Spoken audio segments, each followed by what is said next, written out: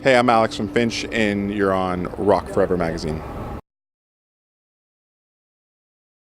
Hey guys, it's Tori from Rock Forever magazine, and I'm here right now with Alex from Finch. How are you doing today? I'm a bit tipsy, to be honest. That's your way of getting ready, right? That's how you meant to prepare. I got you. A little bit of whiskey, a little bit of beer. Well, you're having a good time in Orlando, clearly. But What have you been up to around the city? You doing anything here? We came in from Atlanta last night, so It was a long haul, and we got here maybe around 3. So I've seen the inside of this venue and then the inside of the bar across the street. Okay. Well, clearly you're sightseeing today. Yes. Long and far. But anyway, now about 3 years ago, you guys announced that you were breaking up, but that didn't last for so long because it was more of like a hiatus because you're back on this tour and it's a big deal for fans. But what were you guys up to back home over those few years? Just what was going on with you guys? A lot of us did like a lot of different things. Nate carried on and started a new band called Reverend Crow, which he's still actually doing. Like when Finch isn't busy, like he does Reverend Crow stuff. Daniel has like a cute little 7-year-old boy, so he kind of like became full-time dad and did like music lessons. Oh, cool. Randy was doing a lot of like graphic artwork, and I've always been obsessed with like food and cooking and stuff. So like I went to like a culinary school and learned to become a chef. Yeah. Okay, so like what's your favorite stuff to cook?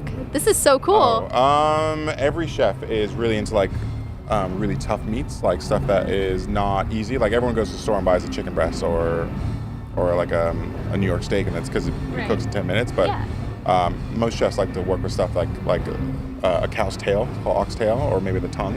Interesting.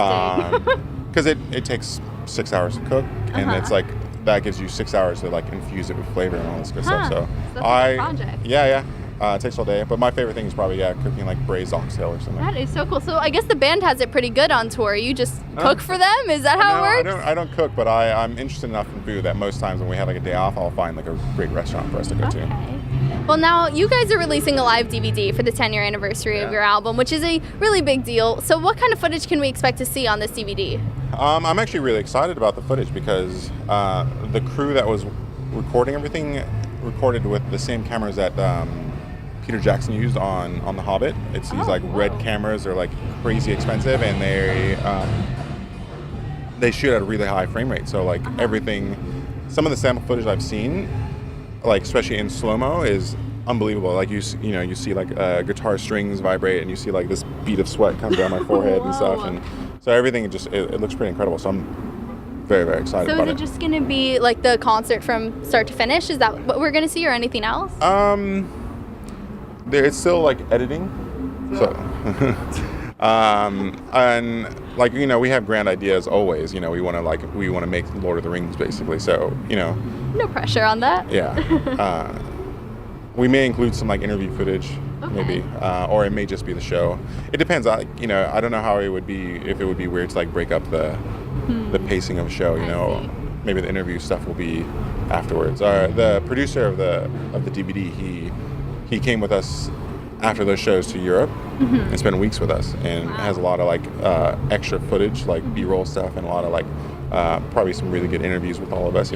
All of us in very tipsy states, like blurting like probably stuff that we shouldn't. So I guess if that footage makes it, fans are going to learn a lot about you, right? Yeah.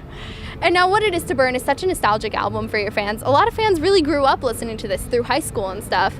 I imagine you were maybe in like 2nd grade, possibly. I was like 8 years old. But, since it is so nostalgic, I'm sure it is for you guys as well. So what kind of memories bring up when you listen to these songs now?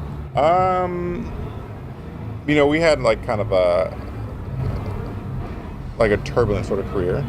And I think maybe a couple years ago, I think the memories that were evoked were not good ones. But now that I think I'm a bit more advanced in my years and appreciate the career that we've had, and I feel like I hear these songs and I hear like almost like my coming of age, because I was 19 or 20 when it was released, and I think about growing up and becoming an adult and becoming a man and stuff. So like I feel great and nostalgic and like kind of thankful for kind of this long, amazing life I've had in the music industry.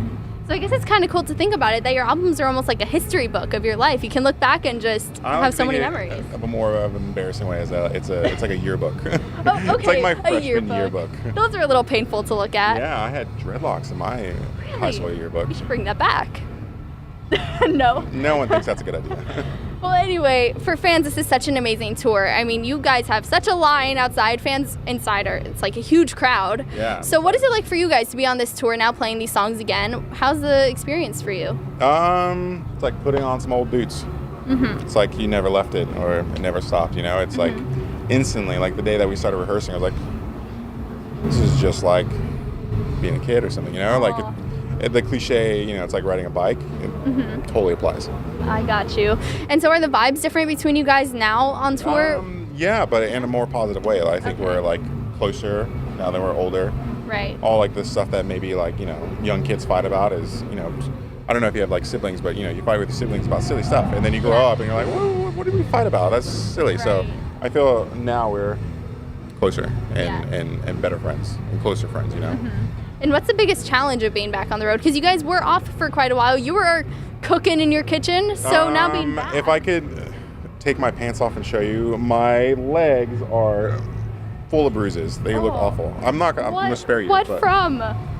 Slamming my guitar in it, like literally, like it looks like I've been beaten. Well, you go hard, right? Yeah. And so that's the hardest part, is like the toll on my body. Like I was saying last night while stretching before we played, you have to stretch for like half hour. Really? Yeah, it's like you have to run a marathon.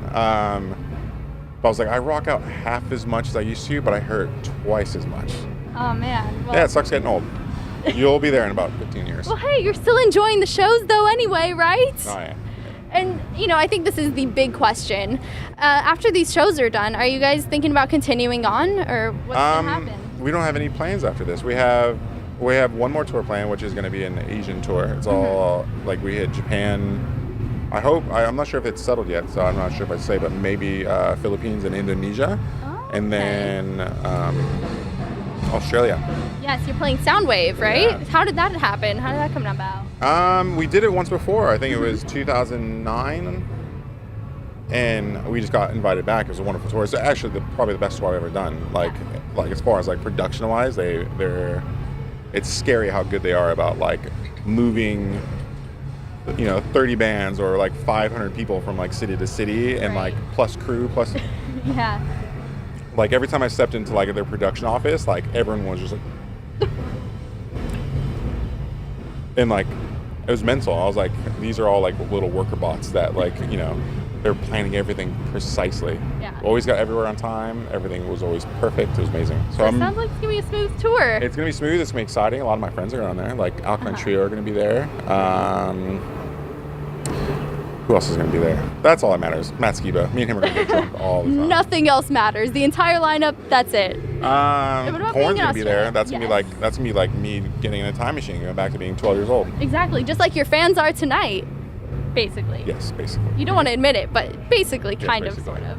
And what about being in Australia? Is there anything you're looking forward to seeing in the country? Everything. The last time, I got to see a lot, actually. I just didn't get, you don't have time to, like, do walkabouts or go to like the Outback or something, but maybe there might be like somewhere in the schedule where I can like fit something crazy in. But Australia is amazing. It's like every Australian would probably like hate me for saying this, but it's like a bizarro version of the U.S. In what way? Like you go to places like Japan and you're like overwhelmed with culture shock and like the difference of everything. Even somewhere as like Germany is the same. You can definitely get culture shock, but like. You go to Australia and you're like, I've been here before. I feel like I'm in Orlando right now. Like literally Perth Perth in Australia is like bizarro Orlando. Interesting. Yeah, it's like it's same weather. It just looks the same. You're like, I know there's like a House of Blues right down the street here. Like, it has to be. Disneyland's this way. Like, I don't know. It's kind of crazy. Yeah, but I still love that. I don't know if they advertise that. Well, yeah. Well, now I know. It's still wonderful. Like when I left, I was like, I have to go back. I have to move there. But they make it very difficult for Americans to move there. Well, at least you're going back, so that's the bright side of it. I may just disappear in the night. Oh, please don't. You gotta come back. But anyway, now when you guys first broke up, you had said that creative differences made it difficult for you guys to work on new music. So are you still feeling the same way about that, or would you consider trying to work on new music again? Our train of thought hasn't gone there, so. Okay, so it's possible. Nothing is impossible except for maybe time travel or humans flying like Okay. without wings or something. That's a different impossible. realm. Yeah, but everything else is not impossible. Okay. And now I know a lot of bands look up to you guys for musical inspiration. Literally, because I am 6'3". You're looking at me right now. Not what I meant. I mean, people really do look for inspiration when they hear your music. They're Especially inspired. East Coast bands. Those guys are all tiny little dudes. They all have to like look up. At You are me. twisting my words right now. But anyway, we did an interview with Callan from Sleeping with Sirens, which is a really big upcoming band right now, and he said that he was really inspired by you guys and your music. Oh, So, good to say. yeah, so what advice do you have for any new upcoming bands? I don't know. It's hard. I used to give bands advice on like the music industry and like how to kind of like conduct yourself and hold yourself, but I think the rules that I lived by back then maybe don't apply anymore. I would say don't like maybe follow like your instincts and don't do yeah. anything that like feels wrong or maybe feels like it's gonna betray your beliefs and stuff, because people in the industry will definitely always try and like twist you in a way where they want you to be kind of more like something else, because like, oh, this is working right now. If we can just get you to kind of like do what this band's doing, like, you may blow up. And I feel like maybe at the end of the day, your bank account maybe a little better, but your heart won't, And I feel like Finch, even with all the success that we have, we always did exactly what we want to do. And I think at the end of the day, I have, respect myself and my decisions, and that kind of means a lot to me. Absolutely. That's amazing advice, especially for any artists out there, not even just musicians. Just stay true to yourself. Yeah, and it's a bit of a cliche, but I think so true. Yeah, it's totally true, and it means a lot, Like, I know that I never made any decisions based off of, advancement of my checking account, And now, aside from these international shows you guys have coming up, are there any other upcoming plans, maybe individually with solo projects like you mentioned earlier, or anything else coming up? I'm sure I'll be cooking some dinners and stuff. I mean, that is something to look forward to. Yeah. I'm sure Nate will be doing some Reverend Crow stuff, and but beyond February and beyond those shows, like, that future is a mystery. I wish I had a magic 8-ball or a time machine or something.